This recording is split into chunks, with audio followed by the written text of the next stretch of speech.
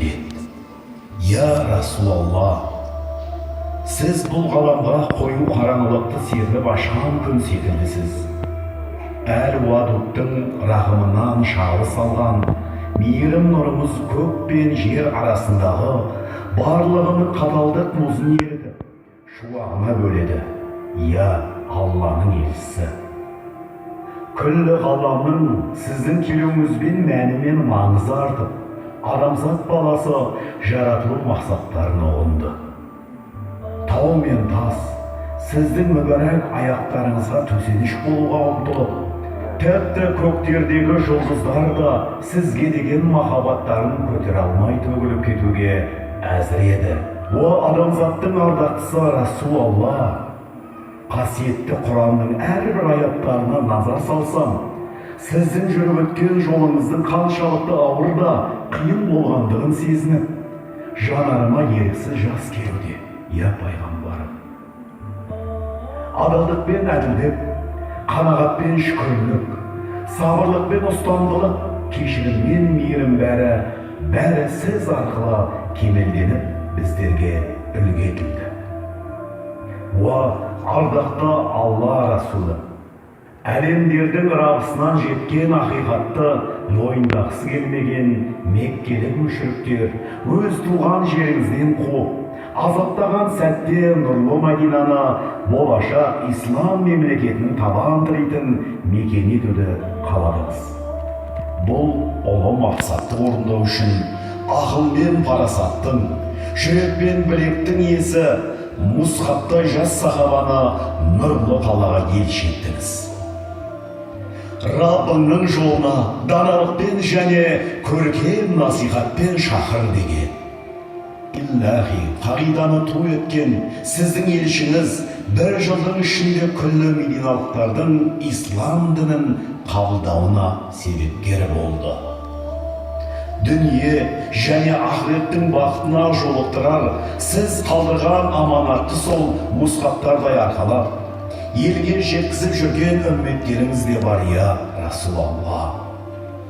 Аяғынан сіз өтіп, төбесінен күн өтіп, кейде бірнеше сәттері жер асқалмаса да, Раббым тек сен разы болшы, басқа сынақтар түк емес деп жүректері Алланың дидарын аңсағандар да бар арамызда, я пайғамбарым. Біз сізді сағындық, я Расулалла. Әрбір таң рауандап атқан сайын, сіздің арамызда жоқтығыңыз еске түссе, кейін дүние тарылып кеткендей болады, я Алланың елшісі. Сіз соңғы мәрте тыныстаған сәттен бастап, жер бетін қайта қараңғылық жапқандай, уа Расулалла, қасиетті Арафаттағы соңғы құтпаңызда Раббыларыңмен қауышатындықтарын қақ және осы дүниедегі бүкіл амал әрекеттерің үшін жауап беретіндеріңді де біліңдер.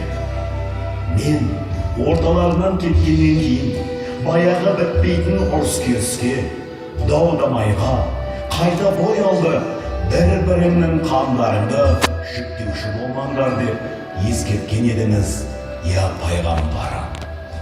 Уа Расулалла, сіздің алдыңызда біз айыптымыз.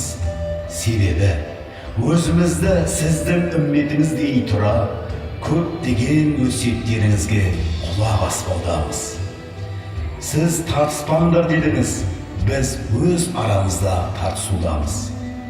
Алланың пәрменді аяттары оқылғанда бойсұныңдар дедіңіз, ал біз ақиқатты біле тұра теріс айналудамыз. Ғайбат, өсиет, көре алмаушылық бүгінгі қоғамдағы жүрек дертіне айналды. Я Расулалла, сіздің өнегеге толы ғұмырыңыздың әрбір парақтары біздер жолып жатқан қаншама проблемаларға шешім айтуға жетерлік еді. Сізге деген сағыныш жасының тамшыларымен жазылған хатымды, я дүние мен ақыреттің рахманы Аллахым, сенің сүйікті елшіңе деген сүйіспеншілігімізді ықыласты құлдарыңнан қабыл еткеніңдей біздерден де қабылдашы.